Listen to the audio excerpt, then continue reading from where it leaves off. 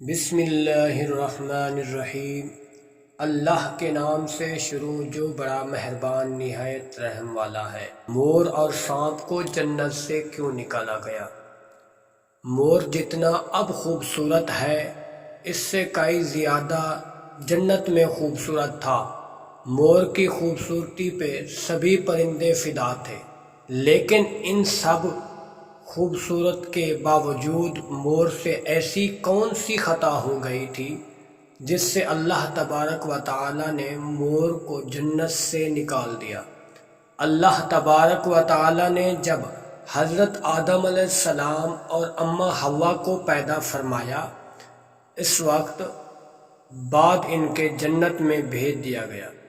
وہ دونوں جنت میں بہت ہی پرسکون رہتے تھے، بہت ہی لذیذ میوے پھل کھایا کرتے تھے، لیکن ایک اناج کو کھانے سے اللہ پاک نے انہیں منع فرمایا، اور وہ اناج گندم تھا، جو نہ کہ شیطان حضرت آدم علیہ السلام کی وجہ سے ہی جنت سے نکالا جا چکا تھا۔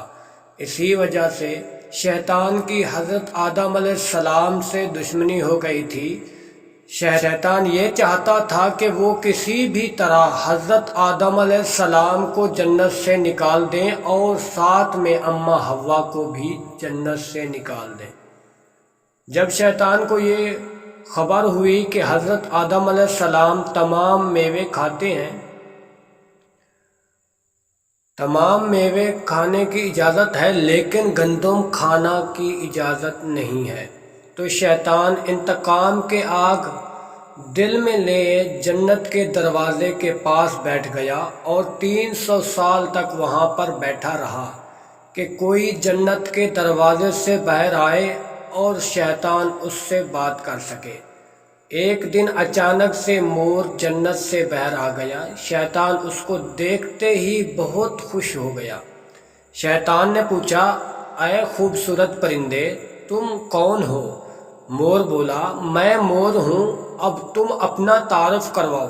شیطان نے جواب دیا، میں عالم کروبیہ کا ایک فرشتہ ہوں، میں اللہ پاک کی عبادت سے ایک پل بھی غافل نہیں ہوں۔ میں چاہتا ہوں کہ میں جنت میں جاؤں، وہاں کی نعمتوں کا اپنی آنکھوں سے مشاہدہ کروں۔ شیطان مور سے کہنے لگا کہ تم مجھے جنت کے اندر لے جاؤ، میں تمہیں 3 ایسی باتیں بتاؤں گا جس سے تمہیں ابتدائی زندگی حاصل ہو جائے گی، تمہیں بڑھاپا اور بیماری نہیں آئے گی، تم ہمیشہ جنت میں ہی رہو گے۔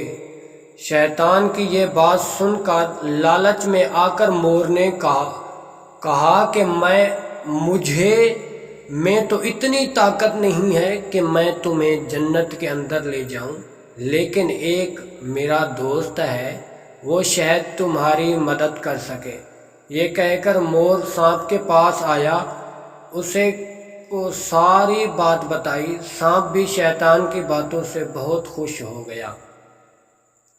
پھر شیطان کو اپنے منہ میں چھپا کر جنت میں داخل ہو گیا، اور یوں شیطان اپنے چال میں کامیاب ہو گیا۔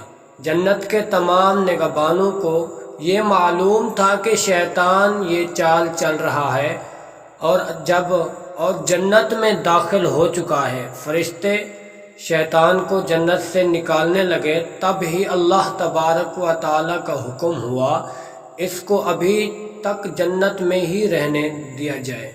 وہ فرشتے اللہ تبارک و تعالی کا حکم سے رک گئے۔ شاید یہ حضرت آدم علیہ السلام کا امتحان تھا۔ شیطان حضرت آدم علیہ السلام کے پاس اور اماں حوا کے پاس جا کر اپنی محبت کا اظہار کرنے لگا۔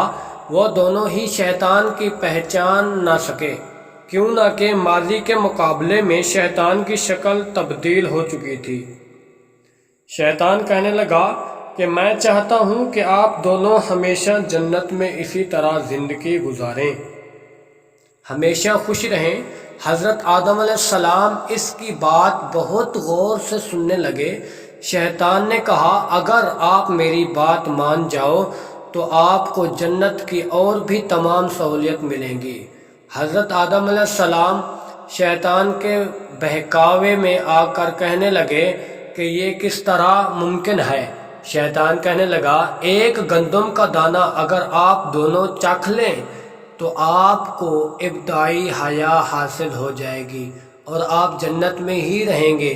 یہ بات سن کر حضرت آدم علیہ السلام کے دل میں رجحان پیدا ہوا، لیکن ان کے دل میں اللہ تبارک و تعالیٰ کی نافرمانی کا خوف غالب ہو گیا۔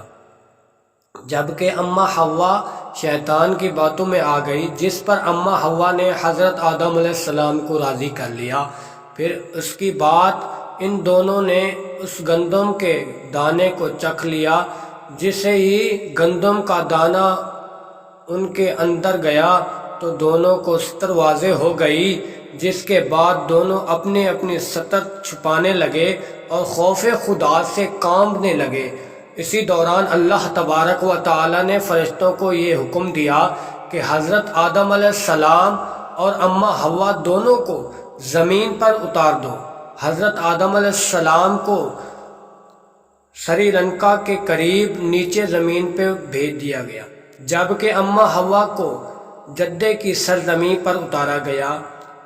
جن خوبصورت پاؤں سے چل کر مور شیطان کو جنت کے اندر لے کر آیا تھا، وہیں خوبصورت پاؤں اللہ تبارک و تعالی نے مور سے چھین لیے۔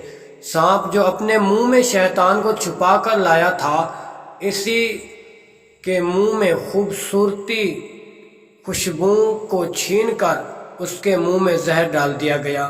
پھر مور کے ساتھ ساتھ سانپ کو بھی جنت سے نکال دیا گیا۔